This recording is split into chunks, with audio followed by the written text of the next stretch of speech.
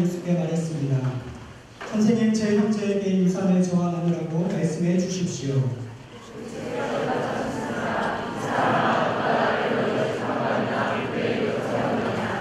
그러고는 사람들에게 말씀하셨습니다. 너희는 조심해서 모든 탐욕을 삼가라. 사람의 생명이 그 재산의 넉넉함에 있는 것이 아니다.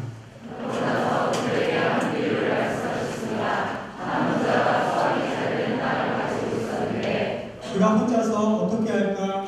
내 곡식을 쌓아둘 곳이 없구나 하고 생각했다.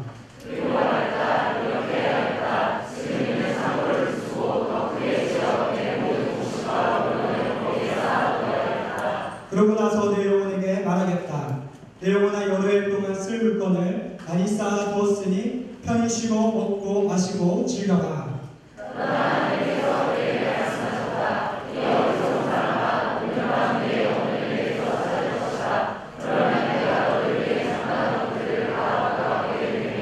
네, 함께 읽겠습니다.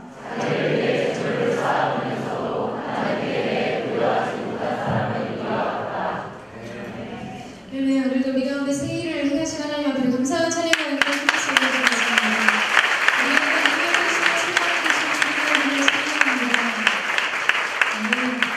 하나님께 우리의 소망이 있음을 고백하십니까? 네. 오늘도 하나님께서 행하신 그 놀라운 일들을 우리가 함께 경험하고 목도하는 은혜가 있었으면 좋겠습니다. 오늘 SNS 공동체도 성자부 파이어와 함께 작년 예배를 섬겼는데요. 저는 이제 1부부터 3부까지 섬기면서 컨디션이 좀 좋지 않은 상황에서 예배를 섬기다 보니까 이 예배 들어오기 전에 정말 힘이 다 빠져서 주님 앞에 손전복을 했어요. 오늘 말씀은 주님이 전하시는 겁니다. 네, 저한테 힘이 없거든요. 지금부터 하시는 말씀은 주님이 하시는 거예요. 주님의 능력, 주님의 힘으로 오늘 임재 가운데 하나님의 놀라운 말씀이 전해지게 되기를 원합니다. 지난주 예배 후에 많은 분들이 기도에 대한 새로운 열망과 의지를 불태우는 많은 문자와 메일들을 주셨어요. 성령께서 주시는 이 새로운 영적인 소망이 얼마나 감사한지 모르겠습니다. 여러분, 기도하는 한 사람이 기도하지 않은 한 민족보다 강합니다. 믿고 동의하십니까? 하나님께서 오늘 우리 가운데 정말 우리의 의지로 드리는 기도가 아닌 하나님의 영이 부어짐으로 우리 가운데 역사하신 그 기도의 고백들을 통해서 하나님이 놀라운 일들을 행하시는 은혜를 경험하게 되기를 주님의 이름으로 축원합니다. 이 기도에 대해서 생각하면 최근에 교육자 회의 때 일어났던 일들이 생각이 나요. 저희 공동체 순장님으로 섬기시는 대전 간사님이 이 팔에 금이 가셔서 한동안 깁스를 하고 다니셨어요. 이제 사역이 계속되기 때문에 손을 계속 사용하시느라 약속한 기한이 됐는데 깁스를 뼈가 붙지 않아서 깁스를 풀지를 못했습니다. 이제 교육자 회의 때 저희가 개인적인 근황을 돌아가면서 나누고 특별히 육신적인 연약함이 있는 분들을 위해서 기도하는 시간이 있었어요. 다 같이 중보 기도를 하고 마지막으로 목사님께서 마무리 기도를 해주시는데 목사님 너무나 뜨겁고 너무나 간절하게 사랑하는 우리 간사님 파괴 재발을 위해 기도합니다. 이렇게 기도를 하시는 거예요. 잘 못 알아들으시죠? 저도 처음 제기를 의심했어요. 근데 기도를 이어가시는 목사님께서 너무도 간절하고 거듭 치료 과정 속에서 주님의 은혜로 재발이 잘 이루어질 수 있도록 특별한 은혜를 부어달라고 기도하시는 거예요. 그래서 제 얼굴에 한쪽이 경련이 일어나는 모습을 느껴서 제가 찬양도 하고 있었거든요. 웃음이 터지려는 것을 간신히 참고 있었어요. 한 번은 화성을 섬기는데 한 목사님께서 기도 마무리를 하시는데 이렇게 하나님을 부르셨습니다. 하나님 할아버지. 너무나 진지하고 깊은 시간인데 그 고요 속에 갑자기 우리 모두의 영적인 족보가 확 보인 거죠. 제가 옆에 찬양을 하고 있었어요. 주님은 아실 거라고 믿었습니다. 목회자들 사이에서는 기도에 대한 에피소드들이 굉장히 많습니다. 그 중에서 이제 가장 목사들의 공감을 크게 사는 것은 이제 목사 안수를 받고 처음 하는 축도에 관한 에피소드들이 굉장히 많거든요. 축도는 정해진 형식 안에서 기도를 이끌어가야 하고 목회자에게 주시는 특별한 축복본이 있기 때문에 그 첫 축도의 떨림과 긴장은 모두가 기억하는 부분입니다. 저희 교회에서 이제 안수를 받으면 그 주간 주일에 작년 예배에서 성인 예배에서 첫 축도를 하는데 한 목사님이 너무 긴장을 하신 거예요. 단위에서 손을 드셨는데 첫 단어가 생각나지 않으신 거죠. 한참을, 마치 이거는 뭐 정지된 화면이 아닙니다. 이런 자막이 필요한 것처럼 한참을 손을 들고 서 계셨어요. 첫 단어가 기억나지 않으셨던 거예요. 생전에 한 목사님이 계셨을 당시였는데 단 아래 계시던 한 목사님이 밑에서 이제는 이런 말씀하셨어요. 그런데 여러분, 너무 긴장한 단위에 있는 목사님에게 그 말씀이 정확하게 들렸을 리가 없죠. 어렴풋이 느낌상의 전달을 받은 이 목사님께서 굉장히 무겁게 입을 떼셨습니다. 요새는 이렇게 축도를 시작하신 거예요. 여러분, 참 가슴 아픈, 가슴 저리는 목회자들의 기도의 에피소드는 이루 말할 수가 없습니다. 여러분, 저는 우리의 삶의 이 소소한 웃음의 기억들도 그것이 영적인 현장에서 우리 기도의 현장 속에 있는 것들이었으면 좋겠습니다. 하나님과 소통하는 그 기도의 호흡 속에서 우리 안에 하나님과 나누는 웃음의 추억들이 있었으면 좋겠다라는 그런 생각들을 했습니다. 여러분, 저는 특별히 SNS 공동체 가운데 새로운 기도의 영의 기름 부으심, 기도로 인한 하나님의 삶의 열매들을 추수하는 은혜가 있게 되기를 주님의 이름으로 축원합니다. 옆 사람과 이렇게 한번 인사했으면 좋겠는데요. 기도로 기적을 추수하십시오. 또 다른 분에게 기도하는 사람이 영적 강자입니다. 이렇게 한번 여러분, 오늘 우리가 함께 읽은 본문이 담겨있는 누가복음 12장은 이 말씀이 시작되면서 발디딜 틈이 없는 수많은 군중 속에 쌓여 계신 예수님께서 영적으로 굉장히 심오한 진리와 권면을 주시는 것으로 시작됩니다. 그런데 바로 그때 무리 중에 한 사람이 예수님께 질문과 요청을 던지게 되죠. 우리 13절 말씀을 같이 한번 읽겠습니다. 13절 말씀 시작.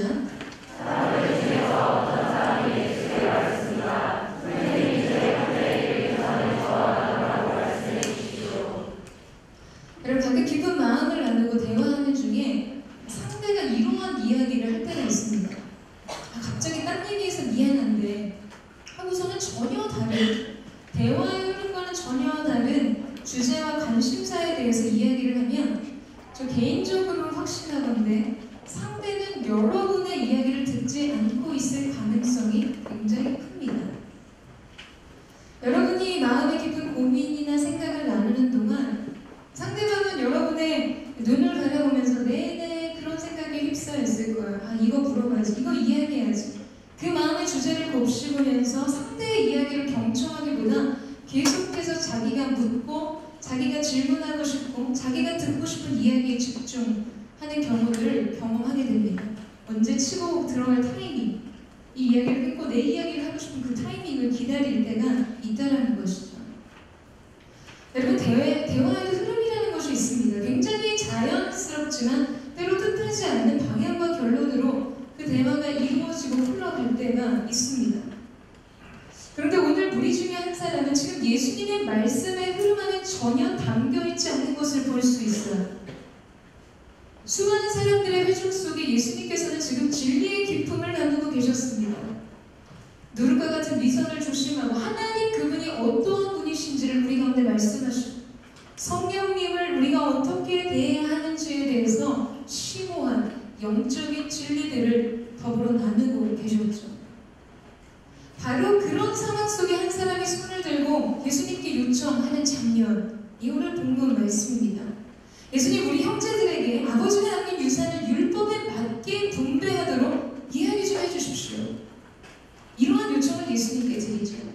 지금 예수님이 우리 가운데 말씀하고 계시는 그 진리의 생명의 깊은 심오한 말씀과는 전혀 다른 아주 생뚱한, 아주 육적인 이야기의 흐름으로 예수님의 대화 속에 들어가는 모습들을 보게 됩니다. 여러분, 성경은 사람은 마음에 가득 찬 것을 입으로 말한다라고 이야기하죠. 지금 우리 중에 예수님께 요청하며 요구하고 있는 그의 마음속을 가득 채운 한 가지 생각은 자신이 받아야 하는 돈에 있었어요. 아버지가 남긴 유산에 있었습니다. 그것을 받았을 때 내가 무엇을 할 수 있는지, 내가 할 수 있는 것들을 손에 꼽으면서 마음이 부풀기도 하고 그 유산을 다 내놓지 않은 형제들에게 분노 모르겠습니다. 여러분, 지금 그 상황은 영원한 생명의 진리 앞에서 하나님의 놀라운 계시와 지혜가 풀어지는 장소였어요. 그런데 그 진리 앞에서 그는 유한한 이 땅에서의 풍요를 주는 물질에 목이 메어 마음의 눈이 흐려져 있었습니다.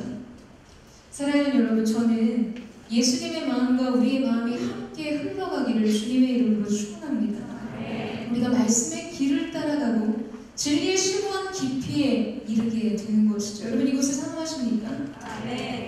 예수님의 주옥 같은 말씀 앞에서도 다른 곳에 마음을 빼앗기고 하늘 위에 신령한 그 위의 것보다 땅의 것을 바라며 계수하며 그의 마음을 차지하는 이를 멈출 수 없는 불쌍한 인생들이 있다는 것. 하나님이 베푸시는 너무나 아름답고 너무나 진귀한 영적 식탁 앞에서도 사람들의 마음은 텃밭에 가 있었습니다. 하나님의 생각을 듣는 것이 아니라 오로지 내 생각에 휩싸여 있는 거예요. 이 문제를 어떻게 해결받을 수 있을까? 어떻게 하면 내가 원하는 그것을 얻어낼 수 있을까? 내가 받을 수 있는 내 은혜의 분량만을 계수하고 있는 것이죠. 그 자리를 맴돌 뿐입니다. 여러분, 이런 사람들에게는 영적 성장이나 진보가 일어나지 않습니다. 우리는 말씀과 함께 발을 맞춰 가야 합니다. 임재 안에서 성령님의 인도하심을 받으십시오. 오늘 이 가운데 운행하시며 이곳 가운데 말씀하시는 예수 그리스도의 마음과 함께 더불어 흘러가는 거예요. 성령님의 임재의 흐름 속에서 인도함을 받는 저와 여러분이 되시기를 주님의 이름으로 축원합니다. 정말 하나님께서 우리 가운데 풀어놓아 주시는 지혜와 계시의 영이 열리고 우리 가운데 약속되었으나 아직은 임봉되어져 있던 말씀이 풀어지는 현장, 여러분 그 생명의 진리의 현장이 여러분의 10년 가운데 열려지게 되기를 주님의 이름으로 축원합니다. 이렇게 생뚱맞게 딴소리를 하고 있는 이 사람에게 예수님께서는 누가 나를 너희 재판관이나 분배인으로 세웠느냐 약간의 이 역정을 내시면서 이 사람의 요청에 대한 전혀 다른 대답을 주고 계십니다. 우리 15절 말씀을 같이 한번 보겠습니다. 15절 말씀 같이 한번 읽어볼까요? 시작. 모든 사람들에게 말씀하셨습니다. 너희는 조심해서 모든 탐욕을 삼가라. 사람의 생명이 그 세상의 영원함에 있는 것이 아니라. 자, 여러분, 예수님의 대답 속에서 우리가 발견하는 것은 무엇일까요? 예수님도 갑자기 치고 들어온 이 사람의 질문, 요청 때문에 갑자기 동문서답을 하시는 것입니까? 아니죠. 지금 이 요청을 주님 앞에 드린 사람의 마음의 정체가 예수님의 대답 속에서 발각되고 있는 것을 보게 됩니다. 그는 단지 자기에게 부당한 대우, 굉장히 부당한 일에 대한 해결을 예수님께 요청하고 있는 것 같아 보이지만 오늘 이 예수님의 대답 속에서 우리가 발견하고 예수님이 보고 계신 것은 무엇인가? 여러분, 예수님은 이 사람의 마음속에 가득히 채워져 있는 자기 소유에 대한 집착과 탐욕과 탐심이 그를 사로잡고 그의 내면 가운데 가득 차 있는 것을 보셨습니다. 그리고 그는 바로 그것을 자기 인생의 기반으로 삼고 만족으로 삼고 능력으로 삼고 있었던 것이죠. 예수님은 그것을 보셨다는 거예요. 저는 말씀 준비하면서 한 작가의 그 책 제목이 생각이 났어요. 솔직히 말해서 나는 돈이 좋다. 사실 솔직히 말하지 않아도 이러한 부연이 필요 없을 정도로 모든 사람은 돈을 좋아합니다. 나는 돈에 너무나 초연합니다. 나는 돈을 좋아하지 않는 것 같아요. 이러한 분들은 없을 것입니다. 네, 만약에 좋아하지 않는다고 말한다면 두 가지라고 생각해요. 하나는 나는 거짓말로 자신을 포장하고 있거나 아니면 자기 안에 일어나는 물질에 대한 소욕과 치열한 전쟁을 승리로 마감한 사람일 것입니다. 그러나 중요한 것은 그것은 우리의 생이 끝나기 전에 끝나지 않은 싸움이라는 거예요. 우리가 이 땅을 살아가는 동안 우리는 물질적인 이 요구한 필요 속에서 우리의 삶을 살아가게 되어 있습니다. 그렇기 때문에 어느 한순간 우리가 물질의 문제에서 초연해진다고 해서 그것이 완전히 해결된 것은 아니라는 것이죠. 우리에게 앞으로 계속해서 싸워야 될 싸움의 분량들이 남아 있다는 것입니다. 이 물질이 우리가 가운데 주는 삶의 수많은 혜택과 이 힘이 얼마나 막강한지 여러분 예수님은 말씀하실 때 유일하게 이 물질의 신, 인간에게 있어서 물질의 신인 이 만몬을 자신과 견주는 두 주인 중에 하나로 말씀하십니다. 세상과 나를 도타에 섬길 수 없다 라고 말씀하시죠. 주님의 경쟁 상대로 만몬을 꼽으셨다라는 거예요. 그만큼 이 물질에 있어서 인간의 마음을 사로잡고 인간의 마음을 가득 채우는 하나님과 더불어 우리 삶의 주인 역할을 하게 되는 굉장히 중요한 영향력을 가지고 있다는 것이죠. 여러분, 우리는 물질의 풍요를 동경합니다. 그곳을 갈망해요. 우리의 삶의 문제들을 가만히 살펴보면 여러분, 내가 오늘 당장 입을 옷이 없고 당장 일용할 양식이 부족하기 때문에 우리가 절망하고 낙심하지 않아요. 더 좋은 것을 먹고 더 좋은 것을 입고 더 높은 지위를 얻고 더 많은 권력의 자리로 올라가기 위한 치열한 싸움 때문에 우리 안에 내면의 갈등과 우리 안에 삶의 무게를 느끼게 되는 것이죠. 여러분, 이만큼 인간에게 있어서 어떠한 지위와 명예와 권력과 우리의 마음의 욕심을 자극하는 세상의 수많은 것들, 이 물질의 풍요를 우리는 바라보고 소망하고 갈망한다는 것입니다. 이것이 인간의 삶 속에서 얼마나 강렬한지 인생에서 정말 중요한 본질적인 가치와 맞바꿀 때가 있어요. 사람은 성공하기 위해서, 돈을 많이 벌기 위해서 가족과 함께하는 소중한 시간들을 희생시키고 합니다. 돌이킬 수 없을 정도로 자신의 몸을 학대하면서까지 건강을 상하게 할 때가 있어요. 고상한 인간의 정신들과 교환하기도 합니다. 사랑을 포기하고 돈을 선택하기도 하고 양심을 포기하고 야망을 붙들기도 합니다. 그래서 예전에 싸이월드 시절, 페이스북이 창궐하기 이전 시대인 싸이월드 시대에 게시판에 나의 어록이라는 게시판을 하나 가지고 있었어요. 그런 이야기를 쓴 적이 있었습니다. 사람은 돈을 벌기 위해 시간을 쓴다. 그러나 시간은 돈으로 살 수 없다. 그리고 사람은 돈을 벌기 위해서 무한한, 그리고 아주 유한한 우리에게 주어진 인생의 값진 시간을 쓰죠. 그러나 돈으로는 결코 시간을 살 수가 없습니다. 우리의 인생에는 결코 물질로는 채울 수 없고 메울 수 없는 아주 본질적인 가치를 가지고 있어요. 그러나 너무나 쉽게 여러분 돈을 벌고 성공하기 위해서 그 본연의 인생의 본질적인 가치를 버리게 됩니다. 간과하게 된다는 것이죠. 무엇이 더 중요한 가치인지를 모르는 것입니다. 여러분, 그만큼 물질적 풍요가 우리 가운데 매력적인 것이라는 거죠. 우리가 더 얻을 수 있는 지위와 명예와 권력이 우리의 삶 가운데 그만큼 매력적인 것이라는 거예요. 너무나 강렬한 유혹과 같은 것이죠. 하나님께서 말씀하신 이 구절 속에 이 생명이라고 표현되어 있는 헬라어 단어를 보면 이 죽음과 대비되는 물리적인 인간의 생명 그 자체를 뜻하기도 하지만 여러분, 이 생명이라는 단어에는 기쁨과 즐거움이라는 뜻이 함께 내포되어 있습니다. 결국 예수님의 말씀을 다시 보면 인간의 소유가 인생을 기쁘게 만들어주지 못한다는 말씀이기도 하다라는 것이죠. 여러분, 사람은 우리가 무언가를 많이 갖는다면 그만큼 더 행복해질 거라고 믿어요. 우리가 높은 자리에 오를수록 우리 자신이 존귀해지고 사랑과 인정 속에서 삶은 더욱더 가치 있어지고 즐거워질 것이라고 생각합니다. 여러분, 그러나 인생이 우리가 생각하는 이러한 공식과는 다른 길을 가는 것을 너무나 자주 발견하게 되죠. 우리는 풍요롭고 화려한 삶을 사는 사람들 속에서 인생의 무의미와 그들의 고독을 보게 될 때가 있습니다. 다 가진 것 같은데 견딜 수 없어서 자신의 생을 스스로 마감하는 사람들도 있습니다. 여러분, 또한 우리가 생각해 볼 수 있는 것은 인간의 타락이 어디에서 시작됐냐는 거예요. 여러분, 인간의 타락은 완벽했던 에덴에서 시작되었습니다. 무엇이 부족했기 때문이었을까요? 무엇이 모자랐기 때문이었습니까? 모든 것이 완전하고 모든 것이 완벽했어요. 제가 예전에 그런 얘기 했는지 모르겠어요. 대한청년부 자매들에게 얘기했나요? 앙케이트 조사를 했을 때 성경의 인물 중에서 남편감으로 가장 결혼하고 싶은 형제 1위를 조사했을 때 여러분 누가 됐는 줄 아시죠? 저도 이제 요새 다윗 능력 있는 보아스 이 정도 생각했어요.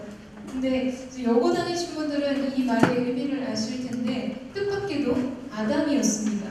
저는 아담이 왜 좋을까라고 생각했을 때 여러분 자매들의 대답이 참 재밌었어요. 아담이 결혼하고 싶은 형제 1위 이유는 인류 역사상 유일하게 시댁 식구와 시어머니가 문제였습니다. 지금 우리 세대 자매들의 이 가치관을 잘 보여주는 장면이죠. 생각해보니 그래요. 유일하게 시어머니가 없어요. 시댁 식구도 없습니다. 여러분 더더군다나 이 하와가 얼마나 행복한 여자인지를 알려드린다면 남편이 바람필 걱정조차 없는 상황이었어요. 경쟁 상대가 없잖아. 푸르르 풀밭에 뛰어노는 동물들이 전부인 그 에덴에서 그냥 까먹으면 되고 그냥 모든 것이 아름다운 식탁이고 모든 것이 풍요로운 잠자리였어요. 부족한 것이 없었습니다. 이토록 완전하고 완벽한 그곳에서 하나님과 동산 서늘한 것을 거니신 그분과 함께 산책하고 아침에 눈을 뜰 때 그분의 형상으로 인해 만족하는 그 에덴에서의 하루 동안 인간이 과연 타락할, 인간이 과연 무엇의 부족을 느끼며 인간이 과연 그곳에서 무엇이 모자라다고 말할 수 있었겠습니까? 여러분 그러나 그들의 행복은 한 가지 사실에서 금이 갔어요. 바로 주신 것에 대한 감사를 잃어버리고 갖지 못한 것에 대한 탐심을 제어하지 못했기 때문입니다. 여러분 자신에게 금주된 한 가지, 자기에게 결핍된 그 한 가지 사실에 주목하기 시작했습니다. 그들은 불행을 느끼기 시작했어요. 내 안에 결핍된 공간들을 경험하게 되죠. 동산의 모든 실과를 먹을 수 있었지만 유일하게 먹을 수 없는 그 동산 중앙에 있는 실과에 그들의 마음이 빼앗기고 그들의 시선이 머무를 때 그 한 가지 부족한 결핍의 사실에 그들의 마음이 집중되었을 때 더 이상 감사를 잃어버리고 그들 안에 일어났던 탐심을 제어하지 못했을 때 그들은 불행해지기 시작했던 것이죠. 내가 그것을 가지면 행복해질 거라고 믿기 시작했어요. 내가 그것을 먹으면 하나님과 같이 눈이 밝아지고 지혜로워질 것이라는 이 탐욕으로부터 인류 역사의 불행의 활시위가 당겨졌습니다. 사랑하는 여러분, 탐욕을 이기는 가장 큰 힘은 무엇일까요? 그것은 감사입니다. 아멘이십니까? 아멘. 감사는 하나님 안에서 자족하며 참된 만족을 누리게 하는 이 영적인 자유와 기쁨을 가져다 줍니다. 감사는 지금 내게 주신 이것이 가장 좋은 것임을 인정하며 고백하는 행위입니다. 지금 내게 베푸신 이 환경과 상황과 관계가 베스트임을 고백하는 것이죠. 여러분 그래서 행복은 감사의 문을 통해 들어오고 불평의 문을 통해 나가게 되어 있습니다. 우리가 사랑하는 시편 23편에서 다윗은 말합니다. 주께서 원수의 목전에서 내게 상을 베푸시고 기름으로 내 머리에 바르셨으니 내 잔이 넘칩니다. 이 시편은 이스라엘을 장악한 군주 다윗이 이 화려한 왕궁에서 지은 시가 아닙니다. 이 아름다운 노래는 황량한 광야 한복판에서 이유도 모른 채 쫓기고 부당한 대우를 받던 그 시절 다윗의 고백이었습니다. 그에게는 부족한 것이 한두 가지가 아니었습니다. 그에게는 감사의 조건보다 불행의 조건이 훨씬 더 많았어요. 그가 소유한 것이라고는 근근히 이 몸을 피한 척박한 아둘람들과 그를 따르는 원통하고 환난당하고 슬픔을 만난 400인의 사람들이었습니다. 그의 옷깃을 짓누르는 삶의 무게, 그저 그뿐이었죠. 저는 생각했어요. 도대체 다윗의 잔이 얼마나 작았길래 이 상황에서 그의 잔이 넘친다고 말할 수 있을까요? 여러분 부족함도 더 바라고 원하는 것도 없다고 어떻게 다윗은 말할 수 있었을까요? 여러분 그는 지금 이 모든 상황에서 결코 빼앗길 수 없는 한 가지를 소유하고 있었습니다. 그것은 그가 감사하고 있었다는 거예요. 그에게는 평안과 만족이 흘러 넘치고 있었어요. 바로 그의 목자 되시는 여호와 하나님의 동행 때문이었습니다. 모든 것이 다 깨지고 부서지고 흩어지고 사라진다 할지라도 하나님이 그와 함께 하신다는 이 사실은 결코 빼앗길 수 없는 진리임, 어떠한 환경과 상황 속에서도 변하지 않는 진리임을 다윗은 알았던 것이죠. 여러분, 그랬기 때문에 그는 감사했고 그랬기 때문에 그는 행복했습니다. 어느 세계의 5손가락 안에 드는 이 기부 단체장이 한 백지 종이를 마더테레사 수녀에게 내밀면서 말했어요. 여기에 당신이 필요한 모든 것을 적으십시오. 우리가 당신을 돕겠습니다. 이렇게 말한 거예요. 이런 분이 많이 나왔으면 좋겠습니다. 여러분, 근데 이때 이 테레사 수녀가 그분을 바라보면서 이렇게 말했다고 합니다. 내게 필요한 것은 언제나 예수님 뿐입니다. 저는 이 고백이 너무나 아름답고 너무나 감격적인 것 같아요. 여러분, 이 고백이 그녀를 세상에서 가장 부유한 사람으로 만들어주었던 비밀이었습니다. 그런데 우리의 삶은 어떠한가? 여러분의 마음은 어떠하십니까, 여러분?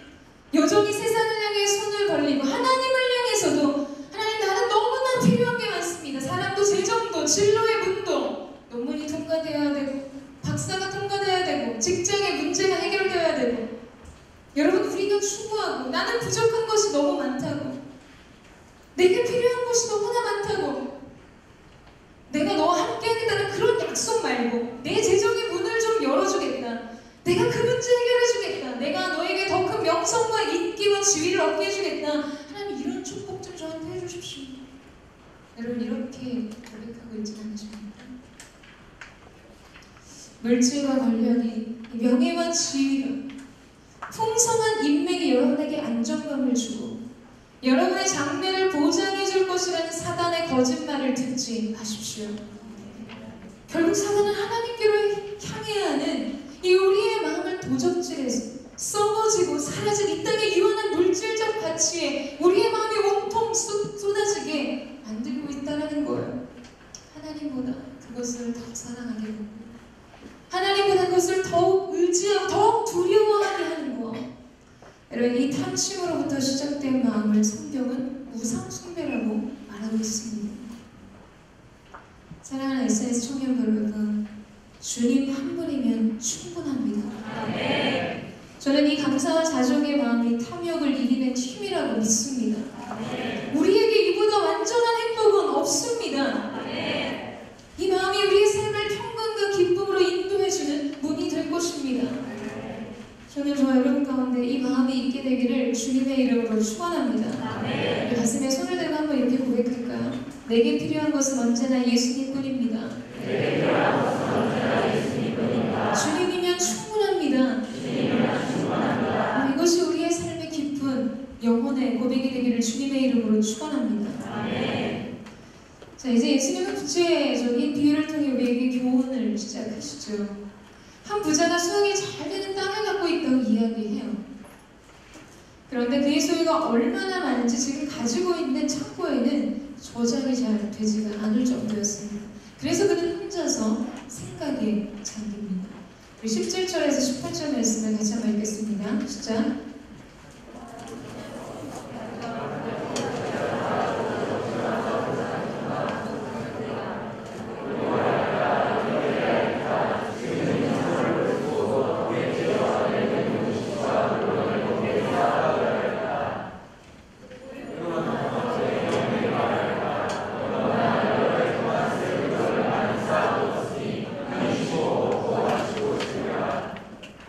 우리는 이 구절 속에서 이 부자의 마음을 사로잡았던 탐심의 근간이 무엇으로부터 시작되었는지를 볼 수 있습니다.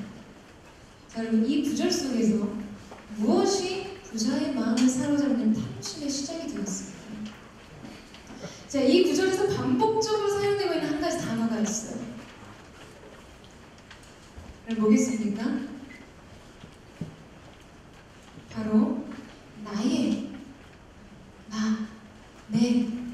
나의라는 소유격 대명사입니다. 원문을 보면 이 단어는 6번 이상으로 반복되는 것을 볼 수가 있는데요. 그는 계속해서 내 곡식, 내 창고, 내 모든 물건, 내가 가진 것, 내 영혼. 지금 이 부자의 생각 속에는 자신의 삶과 자신의 생명, 그리고 자기가 가지고 있는 모든 것이 자기 자신에게 속해 있다고 생각하고 있었어요. 이 부자의 인생의 오너십은 자신에게 있었습니다. 소유권이 자기에게 있었다는 것. 여러분, 이것이 문제였습니다. 바로 이 생각으로부터 탐심과 탐욕을 부르는 뿌리가 되었다는 거예요. 마치 꽃병에 꽂혀진 물처럼 이 생각 속에서 탐욕과 탐심이 시작된다는 것이죠. 저는 개인의 예배 속에서 인상적이었던 한 날 밤을 기억하고 있습니다. 하나님 앞에 개인적으로 개인 예배를 하는 시간들이 많이 있었어요. 혼자 방에서 기타를 치고 예배하다가 완전히 바닥에 부복해서 엎드려 있기도 하고, 일어나서 손을 들고 찬양하기도 하고 뛰기도 하고, 그럼 그때 손을 들면 그 지구의 끝과 하늘의 끝과 제 손이 맞닿아 있는 것 같은 느낌이 들 정도로 하나님의 기름 부으심을 강렬하게 느꼈던 예배의 순간들이 있었습니다. 그러한 순간에 제 마음을 가장 가슴을 뛰게 했던 한 가지 고백이 있었는데, 그것은 다른 것이 아니라 나의 삶을 주님께 드립니다. 저는 이 고백만 하면 눈물이 통통 쏟아졌어요. 주님을 위해 살 수 있다는 것이 제게는 너무나 큰 축복이었고 은혜이고 영광이었습니다. 그래서 그 고백만 하면 눈물이 쏟아지고 그런 찬양만 부르기라고도 하면 거의 통곡하는 수준이 됐었어요. 어느 날 이제 방에서 제가 혼자 예배를 하는 중에 이 마음의 고백을 하나님 앞에 사랑의 기도로 올려드렸습니다. 주님, 저의 삶을 주님께 드립니다. 그런데 그 순간 정말 아주 거대한 권능 있는 큰 손이 제 입을 가로막는 것을 느꼈어요. 내 입 다물어라, 이런 느낌 있잖아요. 입을 확 하나님의 그 크신 손으로 가로막으시는 것들을 느꼈죠. 그리고 하나님이 저에게 말씀하셨어요. 아니야, 네 삶이 아니다.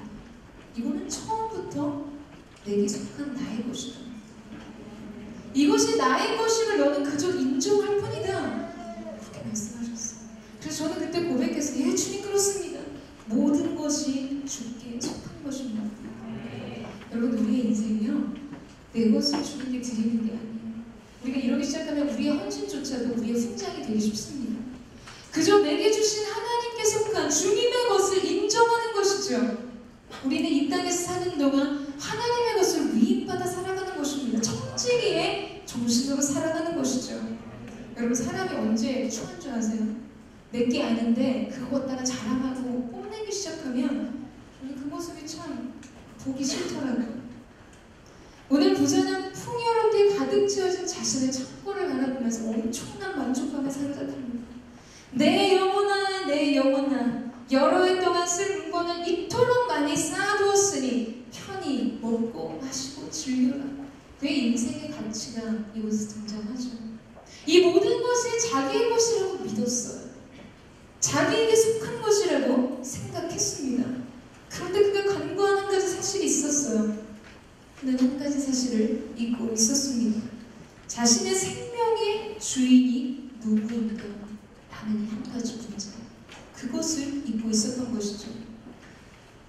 삶의 핵심인 이 생명을 주관하시고 경영하시는 그분이 여러분 오늘 오라 하시면 모든 것을 놓고 그분 앞에 서야 한다는 이 결정적 사실을 알지 못했습니다. 제가 예전에 재밌는 이야기를 들은 적이 있었는데요. 머리숱이 조금 많이 부족한 형제가 있었습니다. 근데 이렇게 태어나가지고 이렇게 고생을 많이 한 게 아니라 조금 그냥 정말 조금 그냥 원래 좀 없었어요. 그래서 이제 고등학교 졸업하고 대학 입학하자마자 정말 열심히 아르바이트를 했습니다. 그에게는 한 가지 꿈이 있었어요. 숲만 봐도 참 이렇게 아주 풍성한 나무 숲만 봐도 가슴이 떨렸어요. 그런 숲과 같이 무성해 보이는 자신의 머리 숱을 꿈꿨기 때문이죠. 형제들의 로망이라고 할 수 있는 뭐 김수현 스타일의 머리 이런 거 있잖아요. 이런 변화가 가능한 스타일 연출해보는 것이 오랜 소망이었습니다. 그래서 한 목표를 잡고 뭘 했냐면 모발 이식 수술을 받기 위해서 정말 열심히 일했어요. 허튼데 돈 안 쓰고 차근차근 그리고 그날이 찾아왔습니다. 거의 모내기에 모판을 심듯이 그동안 모아둔 돈을 탈탈 털어서 머리를 심었어요. 여러분 축구선수 문희 아시죠? 오늘도 심으셨잖아요. 그래서 너무 기쁘고 설레고 기대가 됐어요. 여러분 처음에 심었을 때부터 무슨 잔디 그 인형처럼 쭉 뭐가 나오는 게 아니잖아요. 시간이 필요하잖아요. 무성하게 자랄 자신의 머리카락을 상상하면서 그는 엄청난 기쁨과 기대감에 휩싸여 있었습니다. 몇 달이 지난 후에 머리가 자라서 이 모발 이식을 한 이후에 처음으로 헤어샵에 갔어요. 그리고 그토록 꿈에 그리던 그 어떤 연예인 한 사람의 그 머리 스타일을 연출했습니다. 너무나 마음에 들었고 너무나 기뻤어요. 그리고 뿌듯한 마음으로 집에 돌아왔습니다. 그를 보신 할머니께서 그를 보자마자 이렇게 말씀하셨어요. 아가 너 저기 영장 나왔다.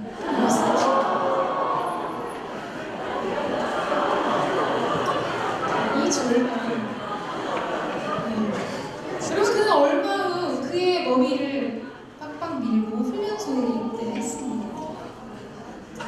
사랑하는 여러분, 나라가 부르면 그냥 가는 것입니다. 발버둥 쳐가 결국에는 훈련입니다. 비교할 수 없는 사실이죠. 여러분 우리의 인생도 그렇다는 거예요. 우리가 성실히 무언가를 준비하고 스펙과 인맥과 나의 능력과 나의 그 무언가를 차근차근 열심히 쌓아간다 해도 주님이 오늘 오라 하시면 오는 거고 주님이 오늘 가라 하시면 가는 것이 우리의 인생입니다. 여러분 수위에는 주머니가 없다는 사실을 아시죠? 네, 우리 모두 죽어봐서 입어보진 않았지만 수위에는 주머니가 없습니다. 주머니 모양도 만들지 않아요. 왜일까요? 죽은 사람은 제 아무리 진귀한 것을 가졌다 해도 그것을 가져갈 수 있는 것이 없기 때문에 주머니가 필요 없는 것이죠. 담아갈 수 있는 것이 없기 때문에 죽은 사람의 수위에는 주머니가 없다는 거예요. 빈손으로 온 우리의 인생이 빈손으로 죽게 돌아가는 것이죠. 최근에 재벌 총수가 심정지로 긴급 수술을 받고 위중한 상태인 것이 전해졌었습니다. 그의 기업은 한국뿐만 아니라 아주 세계 기업들과 어깨를 겨누고 세계 속의 기업인으로 명성을 얻었죠. 제가 찾아보니까 자산 가치만 해도 12조, 개인의 자산이 12조예요. 상상이 안 되죠? 세계 억만 장자 순위 97위입니다. 97이라는 것도 놀라고 그 위에 96명이 있다는 사실을 알았어요. 여러분 그런데 그렇지만 지금 중환자실에 누워있는 그의 손에 들린 것은 무엇일까? 명예입니까? 아니면 재물입니까? 세계의 재정의 흐름을 영향력 있게 쥐고 있었던 그의 손에 지금 들려있는 것은 무엇일까? 여러분 무엇으로 오늘 하루에 그의 생명을 연장하며 연맹할 수 있을까요? 여러분 그 어떤 것도 하나님 앞에선 그의 인생 앞에 더할 것이 없습니다. 우리 인생의 지혜는 이 마지막을 보면서 살아가는 거예요. 인생이 내 것이 아닙니다. 내가 그토록 갈망하고 그토록 움켜쥐었던 나의 가진 그 모든 소유도 나의 것이 아니구나. 내가 주장할 수 있는 것이 하나도 없음을 인정하고 인식하며 살아가는 것이죠. 여러분 1888년 프랑스의 한 신문은 다이너마이트의 발견자 알프레드 노벨의 사망 소식을 전했습니다. 난리가 났죠. 죽음의 상인이 죽다. 근데 그날 아침 노벨은 모닝커피를 마시면서 그 기사를 읽고 있었어요. 그 신문 기사는 오보였던 거죠. 자신의 친척 형이 죽은 것을 착각한 기자가 이 마감 시간에 쫓겨 쓴 그 기사가 나가자마자 온 세계가 난리가 났었습니다. 다음날 오후가 되자 잘못되었음이 판명이 되고 그 오보에 대한 정정 기사가 나아가게 됐어요. 이른 아침에 노벨의 사망 소식을 듣고 순령했던 전 세계 사람들은 그냥 이 하루 동안 있었던 해프닝을 잊어버렸습니다. 그런데 노벨은 그렇지 못했어요. 아침 신문에서 자신의 사망 기사를 읽은 노벨은 사망 기사 속에 언급되어 있는 이 인간 노벨에 대한 이야기, 세상 사람들의 평가를 그냥 지나칠 수가 없었던 것이죠. 다이너마이트를 발명해서 수많은 사람을 죽인 대가로 백만장자가 된 사람, 평생 외롭고 괴팍하게 살다간 우울증 환자, 수많은 신문 기사 속에 장식되어 있는 자신의 이야기를 보게 됩니다. 신문 기사가 오보라는 것이 판명되기까지 그 짧은 시간에 사람들이 쏟아놓은 자신을 향한 세상의 평가를 이 노벨은 잊을 수가 없었던 것이죠. 어떻게 보면 작은 해프닝으로 끝났던 이 사건을 통해 노벨은 자기 인생을 돌아보는 계기를 삼게 됩니다. 죽음 그 너머의 일을 생각하게 된 것이죠. 내가 죽으면 그냥 이대로 모든 것이 그냥 끝나는 것인가? 여러분, 노벨은 결단을 내렸습니다. 자신의 사후 기사를 다시 쓰기로 시작한 것이죠. 그것은 개인적인 생활 방식을 바꾸는 것이 아니라 전 세계의 미래를 바꾸는 일이었어요. 그래서 새로운 유언장을 작성하기 시작합니다. 그동안 평생 결혼도 하지 않고 벌었던 그의 돈 하나로 1850억 원에 이르는 유산이었습니다. 여러분, 이 유산들을 형제들과 친구들에게 나눠준다고 했던 그의 유언장을 찍고 새롭게 이렇게 붙였습니다. 재산은 유언 집행인에 의해 안정적으로 투자되고 그 이자는 매년 인류의 복지를 위해 가장 큰 공헌을 한 사람에게 상금으로 분배한다. 1896년 12월 10일에 노벨이 죽고 나서 공개된 유언장의 내용은 그의 가족들과 스웨덴 국민들에게 비난을 받았습니다. 형제들과 친지들은 다 아쉬운 마음의 불평을 토로했고, 그렇게 어마어마한 돈이 스웨덴이 아닌 전 세계에 나누어진다는 것에 대해서 비애국적 초사라고 스웨덴 국민들을 비난하기 시작했어요. 그러나 유언은 집행되었고 노벨 재단이 세워져 인류의 복지를 위해 가장 큰 공헌을 한 사람들을 우리가 잘 아는 것처럼 평화상, 물리학, 화학, 생리의학, 문학상으로 나누어서 선발을 해서 1901년에 제1회 노벨상이 수상되었습니다. 여러분, 노벨상은 오늘날보다 나은 인간 생활을 위해 연구하는 모든 과학자들의 가장 큰 꿈이죠. 이 상을 받는다는 것은 엄청난 사람들의 영예이자 놀라운 가치이고 인생의 큰 상이었습니다. 시상식이 열리는 스웨덴은 가장 자랑스러운 국가적 행사가 되었어요. 우리가 잘 기억하는 것처럼 노벨상을 받았다. 그것은 역사적인 기록에 자기의 이름을 올리는 일과 같은 것이죠. 여러분, 인간의 죽음 넘어 사후에 세상이 나를 어떻게 평가해주는가를 염두한 인생은 변화를 경험하게 됩니다. 인생의 가치가 전혀 다른 것에 있음을 비로소 알게 되는 것이죠. 여러분, 우리는 그러나 우리 사후의 기사를 쓰는 사람들이 아니라 하나님 나라의 생명의 기록을 쓰는 사람들입니다. 여러분, 믿으시죠? 저는 하나님 앞에 그렇게 기도했거든요. 하나님, 모세가 하나님 가시떨기 나무 앞에서 하나님의 영광의 부르심을 입었을 때 더 이상 모세의 개인의 삶은 모세의 개인의 삶으로 기록되는 것이 아니라 하나님 나라의 역사가 기록되었어요. 주님, 저는 그러한 삶을 살고 싶습니다. 저의 생애가 하나님 나라의 역사를 쓰는 역사의 기록으로 남고 싶습니다. 그런 기도했거든요. 여러분, 우리는 하나님의 생명책에 기사를 쓰는 사람들이에요. 여러분의 인생의 일대기가 그 생명책에 기록될 것입니다. 여러분, 그렇다면 여러분의 인생이 어떻게 남겨지기를 바라세요? 이 유한한 인생에서의 세상의 사람들의 평가가 아닌 우리의 아버지 되신 하나님께서 여러분의 인생을 어떻게 평가해 주기를 원하십니까? 시편 기자는 말합니다. 우리의 연수가 70이요 강건함은 80이라도 그 연수의 자락은 수고와 슬픔뿐이요 신속히 날아가니 우리가 날아가나이다. 우리에게 우리날 계수함을 가르치사 지혜의 마음을 얻게 하소서. 여러분, 시편 기자가 말하는 지혜란 무엇일까요? 여러분, 그것은 하나님의 영광을 위해 살기, 하나님을 더욱 사랑하고 영혼을 사랑하는 기회입니다. 여러분, 동의하십니까? 여러분, 누구도 마지막 자신의 죽음 앞에서 마지막 호흡을 하면서 내가 조금 더 돈을 많이 모았으면 좋았을 걸,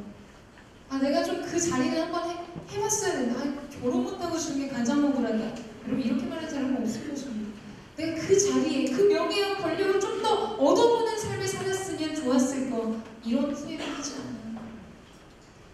인생의 마지막 그 순간, 여러분, 우리에게 가치 있는 부요함은 하나님이 가치 있게 여기신 그 일에 우리가 얼마나 헌신했느냐, 이것에 있습니다.